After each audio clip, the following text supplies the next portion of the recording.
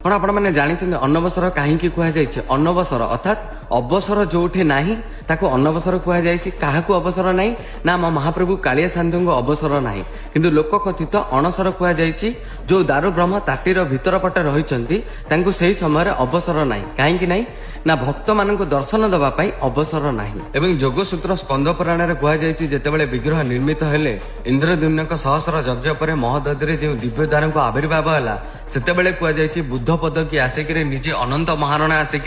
निजे भगवान आसिक निजे निजर मूर्ति गढ़िले एवं मूर्ति गठित हो सारिबा पर सेतेबेले कहुई हे राजा ये जो दिव्य दारू हेले यांकु पट्ट वस्त्र रे अव्रत करिवो एवं चित्रकर को डाकिकिरी तांकर निज निज रंग रे तांकु चित्रित करिवो एवं ये जो विग्रह निर्मित होइछंती से स्वयं परम ब्रह्म हेले मध्ये तांकु दर्शन करिबा पाप कारण से सो सो वर्ण रे रंजित होइनांती तेणु स्नान विधि रे अनेक गरारे जल ढाळिकिरी स्नान परे तांको वर्णलेप गुड़िक विरूप हो जाए एवं कुआଯାଇଛି वर्ण विरूप होइतिबा विग्रह को दर्शन करिबा पाप तेणु तांको निरोधन गृह रे रखा जाइछि भगवान मध्य भक्त को एई समय दर्शन करि परिबे नाही कि भक्त मध्य भगवान को दर्शन करि परिबे नाही सेते से अन्नवसर हे महाप्रभु